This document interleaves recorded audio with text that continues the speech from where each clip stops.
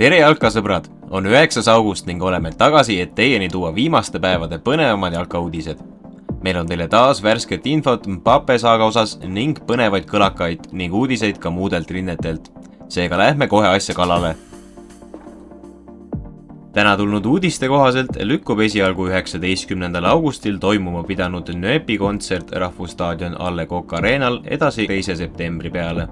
Põhjuseks on Tallinna FC Flora konverentsiliiga 3. eelringi kordusmäng rumeenlaste Constanta Faruliga. Valitsev Eesti jalgpallikarika võitja Narva Trans teatas teisipäeva hilisõhtul, et on lõpetanud lepingu peatreener Sergei Terehoviga. Klubi lisas, et teatab uue peatreeneri määramisest lähiajal.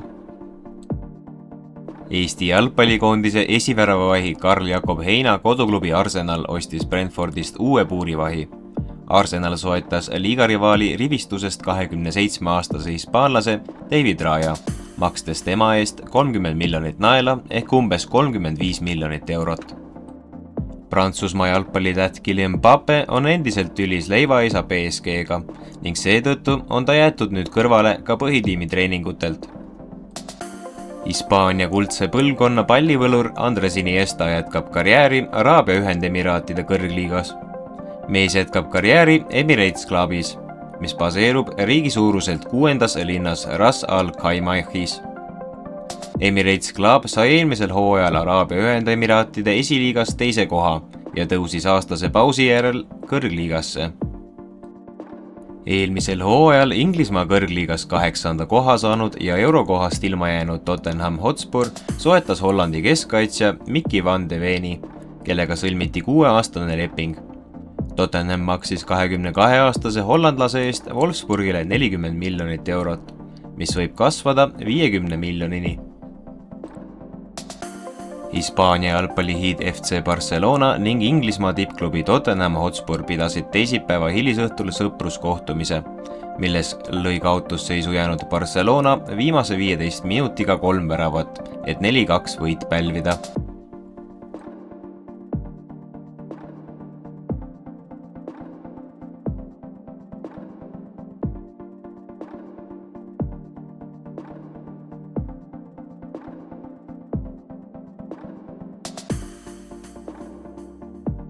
Manchester Unitedi jalgpalliklubi ja Inglismaa koondise keskkaitsja Harry Maguire on liitumas koduse rivaali West Ham Unitediga.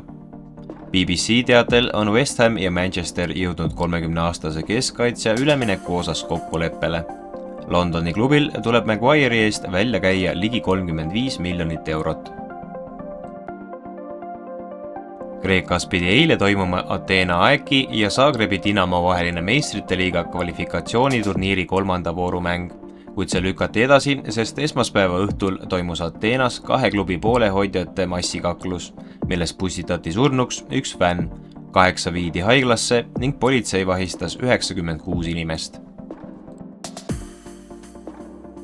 Eesti koondise ründaja Rauno Zappineni koduklubi Jeruusalemma Hapoel kaotas Iisraeli karikavõistlustel Petah Tikva Maccabile 1-2. Eelmises mängus penalti realiseerinud ja uues koduklubi särgis väravarve avanud Zappinen jäi seekord kuivale. Ta sekkus vahetusest 77. minutil 1-1 viigiseisul. Chelsea ründaja Christopher Nkunku on pärast põlveoperatsiooni sunnitud jalgpalliväljakutelt pikemaks ajaks eemale jääma. Augusti esimestel päevadel vigastas Christopher Nkunku hooajaeelses kontrollkohtumises Borussia Dortmundi vastu oma põlve. Mängu järel lootis peatreener Pochettino, et vigastus pole kõige hullem, kuid klubi andis 8. augustil teada, et 25-aastane prantslane vajas siiski põlveoperatsiooni, mis võib ta lausa mitmeks kuuks mängudest eemale jätta.